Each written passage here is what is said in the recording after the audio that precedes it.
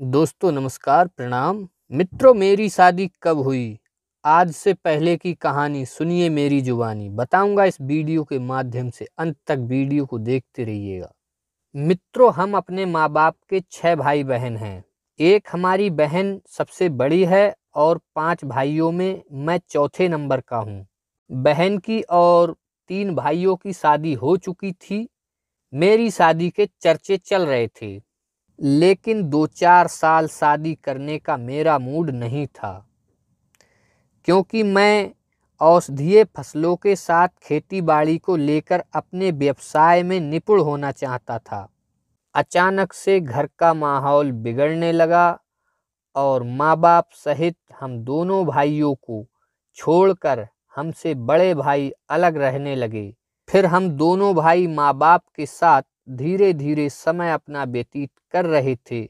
अचानक से एक दिन माँ की तबीयत बहुत ज़्यादा खराब हो गई और बहुत लंबे समय तक माँ बीमार रही और उसका इलाज चलता रहा। और कठिनाइयों का सामना करते हुए दिमाग में आया, क्यों ना शादी कर लें। घर में माँ को हाथ बटाने के लिए बहू आ जाएगी और दिन सही कटने लगेंगे। फिर मामा ने शादी की बात बढ़ाकर 2019 में, शायद जुलाई अगस्त में, मैं तारीख और दिन भूल गया हूँ, हजारीलाल मामा के यहाँ पर सबिता को बुलवाकर दिखवाकर शादी की बात फिक्स कर दी थी। फिर धीरे धीरे समय व्यतीत कर रहे थे और सबिता की गोद भराई की भी रस्म पूरी कर दी गई थी। दोस्तों, सबिता के माता पिता और परिजन मुरादाबाद के एक गांव में अपना समय व्यतीत कर रहे थे और इधर हमारा परिवार भी डिस्ट्रिक्ट बरेली के एक छोटे से गांव में अपना समय व्यतीत कर रहे थे और घर में खुशी का माहौल बना हुआ था। और 15 फरवरी 2020 का दोनों पक्ष बेसब्री से इंतजार कर रहे थे। 15 फरवरी को जब मैं बारात में दूल्हा बनकर सबिता के गांव पहुंचा, तो सबिता के परिजनों ने बारात में गए सभी मेहमानों का बड़े सम्मान के साथ आदर सत्कार किया और भोजन खिलाया और बहुत ज़्यादा प्यार दिया। और रात्रि काल में जयमाला प्रोग्राम के बाद मेरे और सबिता के साथ फेरों की रस्म पूरी की गई। 16 फरवरी को शादी में होने वाली सभी रस्मों को पूरा करते हुए बारात में गए रिश्तेदार और सबिता को साथ में लेते हुए हम अपने घर वापस आ गए और अपना समय व्यतीत करने लगे। सबिता भी घर का कामकाज करते हुए अपना प्यार बिखेरने लगी। माँ बाप सबिता के कामकाज को देखकर काफी खुश रहने लगे और मैं भी अपने कामकाज में व्यस्त रहने लगा।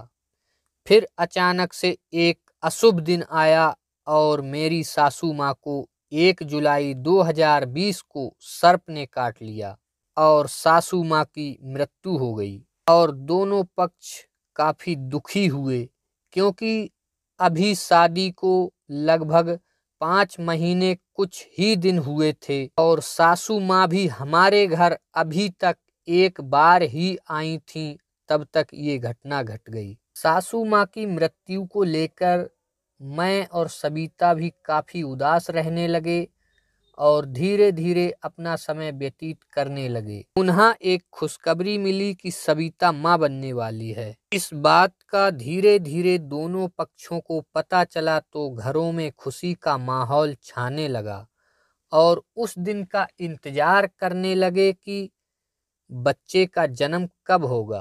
कुछ दिन बाद आखिर वो दिन और वो घड़ी आ ही गई।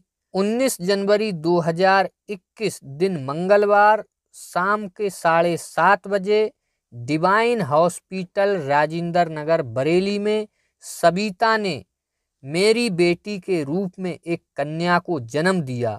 बेटी के जन्म की बात को सुनकर मेरे ससुराल वाले और मेरे परिजन खुशी से झूम उठे और बेटी को देखने के लिए हॉस्पिटल पहुंचे। हॉस्पिटल में दोनों पक्ष के परिजनों को देखकर सबिता भी काफी खुश हुई और अपना दुख भूल गई।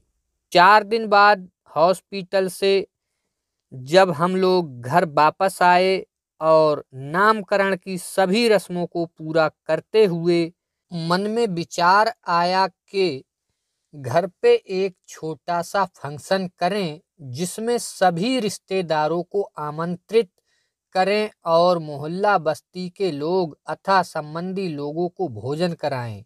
परंतु ठंड के मौसम को देखते हुए अभी दिन और तारीख डिसाइड नहीं किया गया था।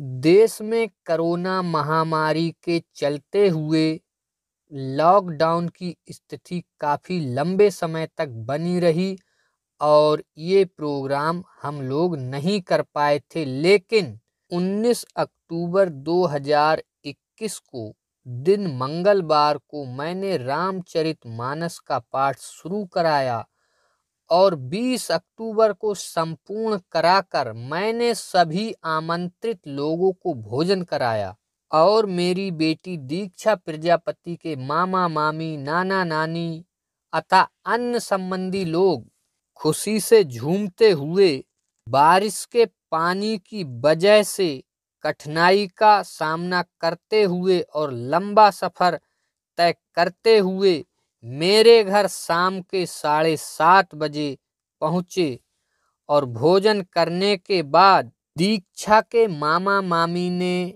मौसा मौसी ने, नाना नानी ने तथा अन्य संबंधी लोगों ने जमकर डांस किया और खुशी से झूम उठे और खुशियां बरसाने के बाद सुबह होते ही 4 बजे अपने घर वापस चले गए और हम भी अपनी बेटी के पालन पोषण में समय व्यतीत करने लगे। सभी भाई बहन, माँ बाप समान बुजुर्ग लोग अतः सभी रिश्तेदारों के आशीर्वाद से आज हम लोग सलामत हैं और इंटरनेट सोशल मीडिया के माध्यम से आप लोगों के बीच वीडियो बनाकर शेयर कर रहे हैं और करते रहेंगे। इसी उद्देश्य से ये चैनल हमने बनाया है। दोस्तों, ये ब्लॉग आपको कैसा लगा आप कमेंट करके अवश्य बताएं और चैनल को सब्सक्राइब करें और मैं फिर मिलता हूं एक नए ब्लॉग के साथ। तब तक के लिए धन्यवाद। नमस्कार।